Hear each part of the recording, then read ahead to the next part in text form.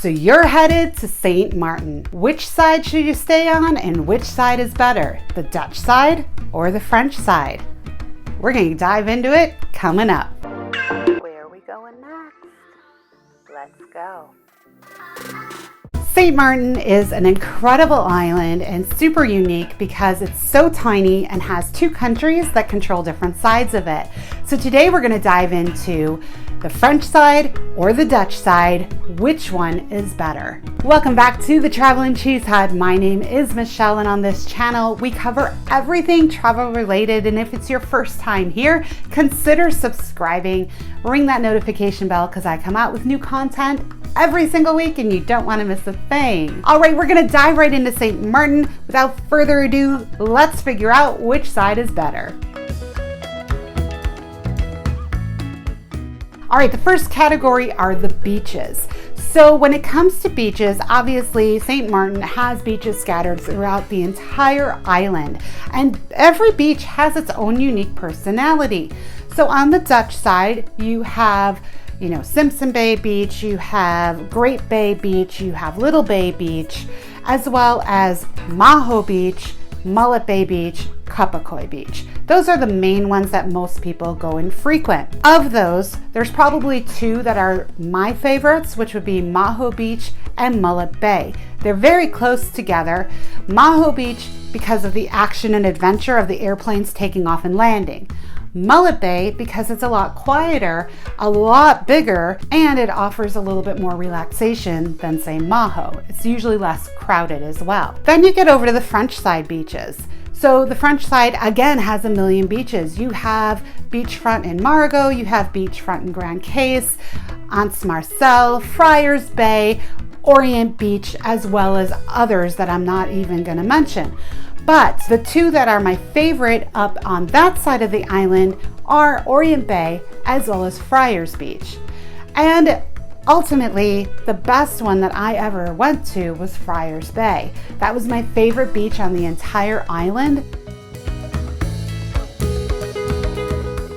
All right, next up are the food. So on the Dutch side, you have all of the bars and restaurants along the Great Bay area and the boardwalk in Phillipsburg. There is a variety of stuff down there, lots of fun little neighborhood type bars and restaurants, and good selection, lots of variety. And then you move over to Simpson Bay area, and again, lots of variety. My favorite bakery is over on the Dutch side, and that's La Sucrerie. So that is kind of a bonus point on that side. When you get over to the French side, though, I don't know if you can compete, because on the French side, you have Grand Case, which has all of the 5-star and the Michelin star restaurants, as well as the Lolos. And then you also have an incredible bakery right in Marigot as well, called Serafina's. So the food scene over on the French side is pretty strong. So let's talk about how the two different sides differ as far as entertainment options and adventure options. So over on the Dutch side, there is a lot going on. It is super busy over there. You have obviously Maho Beach, which is one of the most unique experiences you will have anywhere on the face of the earth, just because of how close those planes get to you when they're landing and taking off.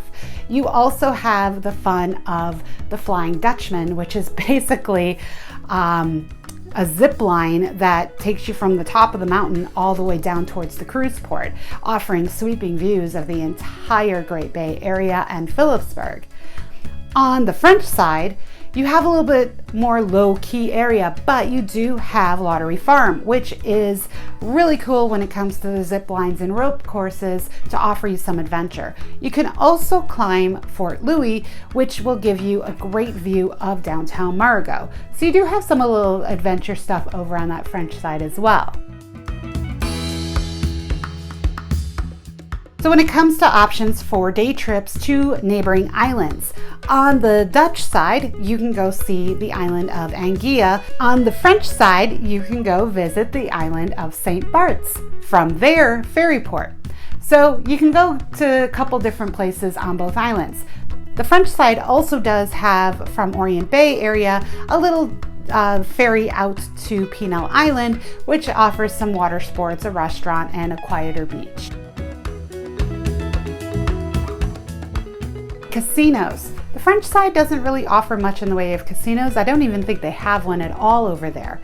Then you get over to the Dutch side. That is where all the casinos are, and all of that crazy stuff is going to be over on the Dutch side, and they're scattered throughout the Dutch side.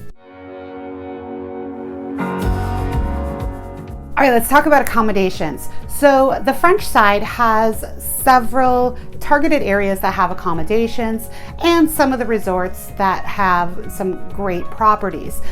Sandals Resort just opened up near Anse Marcel, and then there's some other private beach clubs up that way as well. They also do have quite a few Airbnbs. The Dutch side overwhelmingly has the most when it comes to accommodations. They have more resorts and condo associations, Airbnbs over on the Dutch side. That's primarily because two things. Number one, the cruise port is on the Dutch side. Number two, the airport is on the Dutch side. So they tend to have the majority of the accommodations over on the Dutch side. All right, so which one do I recommend? The Dutch side or the French side? Which one is better? This was a really hard decision because I love Sint Maarten. It's my favorite island in the Caribbean so far. And it's one of those where I'm like, I have to pick a side. But yes, for this video, I have to pick a side. So I'm gonna just summarize what I like about each and then which one wins. So on the Dutch side, I like the convenience of the Dutch side. I like the amenities of the Dutch side.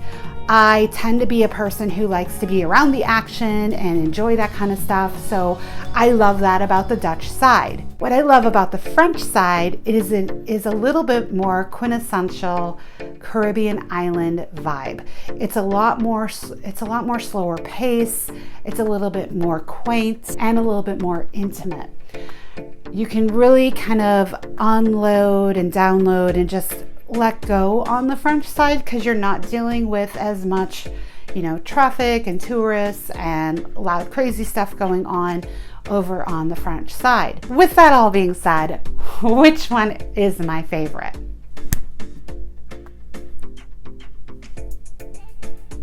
I am in love with the Dutch side. I like the fact that the conveniences are there. I like the fact that I have a wealth of accommodations to choose from. And even with that, there are areas on the Dutch side that are much quieter.